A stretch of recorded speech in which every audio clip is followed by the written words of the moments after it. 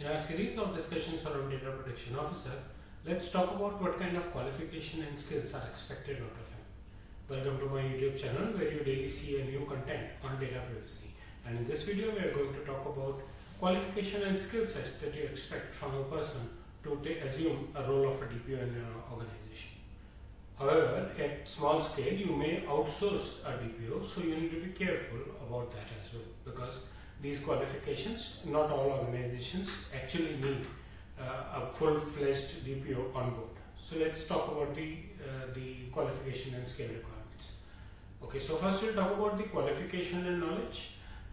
He should preferably be a lawyer by education. As I've been mentioning, privacy is not an IT subject, so it's not important for him to be an IT person. It's more important for him to be a legal person having some knowledge about law. Should also have good understanding on user privacy and core privacy concepts, about the local laws in the geography that he is working, and whether he's currently or your organization is currently working or not on the global forums, but he should have the knowledge of global privacy laws as well beyond your local geography, because then at any time for any data exchange, information exchange, for any kind of transaction, if you move just beyond your geography, you might have to face a different regulation as well for some portion of your business. So your DPO should always be prepared for that, and you should have good knowledge of data security and IT practices. That's another important thing, because IT is fundamentally important everywhere, and whatever processes a DPO is going to set for the organization would involve IT. So they should have some knowledge of IT, but again, they are not supposed to be IT people. They are supposed to be people who understand privacy and law related to privacy better.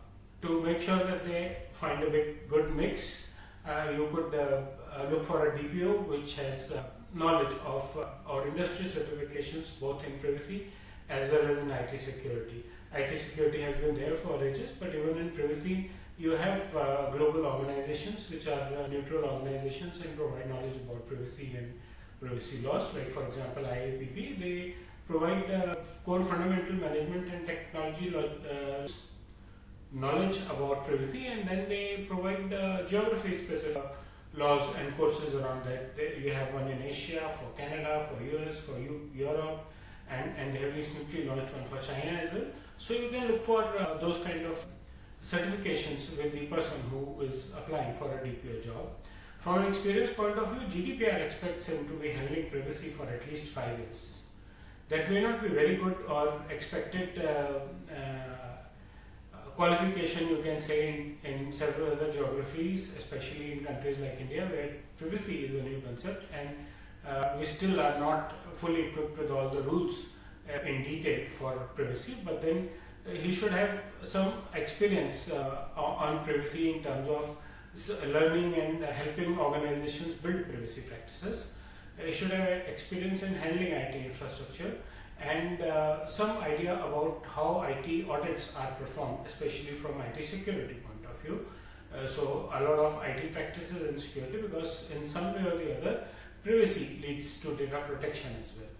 From a leadership and communication skills, perhaps this is a more important skill than the previous two, because he has to talk to different people in the organization. Right from the stakeholders, it's a different level of communication where you have to educate them the relevance and the importance of privacy to the key business owners or the key management that you have in your organization and the board members, and then coming down to the supervisors and the senior management layer kind of thing in the organization. So unless you have a very good leadership skill, you have coordinated with people at different levels, worked with them, it is difficult to then bridge. So the role within the organization that a DPO has is to communicate with all the departments at all levels, so that he ensures that he brings in all the privacy practices inside them, and he needs all of them during assessments and other functions. So he has to be a strong leader in a way.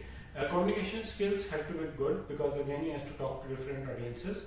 The way you talk to a supervisor level person vis-a-vis a stakeholder level person, it's a different ball game altogether. So he has to be prepared for both situations.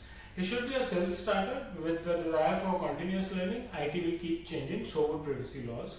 New processes keep coming. When new processes come in, then the privacy policies and laws need to be reframed, reworked, new processes in terms of privacy as well. So he has to be a dynamic person who is ready for new things on a day-to-day basis, right? Not a typical, you can say, not a typical clerical job or just an audit checkmark job. He needs to be much more dynamic than those jobs, and he has to demonstrate working with regulators also. That's another key aspect, because he has to respond back to regulators from time to time, and in the next video we're going to talk in detail about what a DPO has to do with regulators. We touched it in brief in the key responsibilities of DPO in the previous video. Next video will be a bit more detail about his regulatory role. The most important thing that you would always expect with key management of any organization, especially this kind of a job, and with finance people, is their ethical approach. You should ensure and you should check the track record that the person is capable of maintaining confidentiality and has an uncompromised personal integrity. If there is a integrity challenge at that senior level, at privacy breach handling level, then it could be very, very disastrous for the organization. He should be generally working in his life, focusing on customer service, building customer trust, and working on building better brand reputation. Does not mean marketing, but does definitely mean that he should love to see his happy customers and his brand name known for good practices. Then only he can ensure that he brings in good data privacy practices also in the organization. That's what I wanted to talk about, the brief qualification and skills as far as the DPO is concerned. I hope you like the content. Please press like and bell icon. Share my videos with your friends and colleagues who need more knowledge on data privacy. Subscribe to my channel and share your feedback in the comment section. Thank you.